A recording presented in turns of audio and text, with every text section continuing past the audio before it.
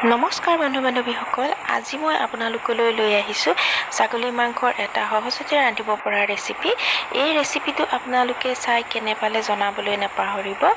আৰু এই ৰেচিপিটো ৰান্ধিবলৈ কি কি সামগ্ৰী লাগিব, কেনেধৰণে ৰন্ধা হয় সেইটো মই এই ভিডিঅ'টোত দেখুৱাম।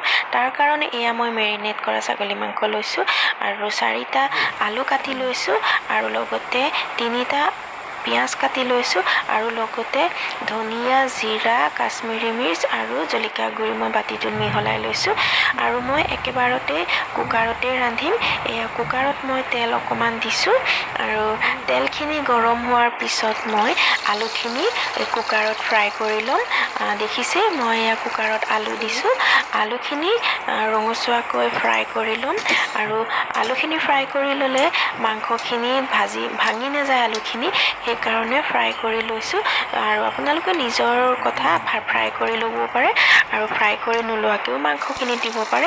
আৰু সেই একেখিনি তেলতে মই কাটি লোৱা পিঁয়াজখিনি দিছোঁ।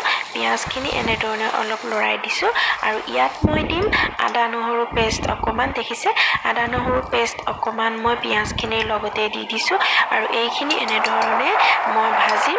আৰু ইয়াত মই যি বাটিত যে মিলাই থৈছিলোঁ মছলাখিনি সেইখিনিও দি দিম। প্ৰথমতে খালি মই অকণমান চেনি দিছোঁ কালাৰটো ভাল হ'বৰ কাৰণে। এয়া দেখিছে মই বাটিত মিহলাই থোৱা মছলা গুড়িখিনি দি দিছোঁ। এতিয়া মই এই গোটেইখিনি বস্তু ভাল ধৰণে মিহলাম। ভাল ধৰণে মিহলোৱাৰ পিছত মই এনেকুৱা কালাৰ হ'ল আৰু যিখিনি মই মেৰিনেট কৰি মাংস থৈছিলোঁ সেই মেৰিনেট কৰা মাংসখিনি মই এই মছলাখিনিত দি দিম আৰু এইখিনি দিয়াৰ পিছত মই ধুনীয়াকৈ আকৌ লৰাম। এয়া দেখিছে মাংসখিনিৰ লগত মছলাখিনি মিহলি হৈ যাব লাগিব যিহেতু, সেয়াহে মই মিলাই লৈছোঁ এনেধৰণে। আৰু মাংসখিনি অলপ লৰাই থাকিম। সিজাৰ পিছত এয়া মই ফ্ৰাই কৰা আলুখিনি দি দিলোঁ। দেখিছে আলুখিনি দি দিয়াৰ পিছত আকৌ এনেধৰণে অলপ লৰাই ল'ম। লৰোৱাৰ পিছত মই কি কৰিম, ঢাকন দি অকণমান দেৰি থৈ দিম। ঢাকন দি থৈ দিলে তেলটো এৰিব আৰু আকৌ এবাৰ ঢাকনখন উলিয়াই মই চাই পানী দিলোঁ কমকৈ।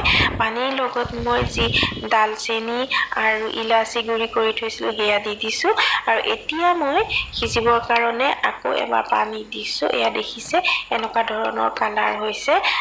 এয়া ইলুটি সিলুটি মই কৰি দিছোঁ আৰু এয়া আকৌ উতল অহাৰ পিছত মই এতিয়া অলপ বেছিকৈ পানী দিছোঁ কাৰণ মই ছাগলী মাংসৰ জোল বনাম, একেবাৰে মই গ্ৰেভি নকৰোঁ, জোল বনাম। এয়া দেখিছে এতিয়া মই ইয়াত ঢাকন দি দিম আৰু চিটি অহালৈকে মই কুকাৰটো গেছ ষ্টেপত বহাই থ'ম। এয়া দেখিছে 4টা চিটি মৰালোঁ। মৰোৱাৰ পিছত এয়া এনেধৰণৰ হ'ল ছাগলী মাংসখিনি আৰু ইতিমধ্যে মোৰ ছাগলী মাংসৰ জোলখিনি হৈ গ'ল। আৰু আপোনালোকে ভিডিঅ'টো কেনে পালে চাই লাইক কৰিব, কমেণ্ট কৰিব, শ্বেয়াৰ কৰিব ভিডিঅ'টো। বহুত বহুত ধন্যবাদ আপোনালোকক।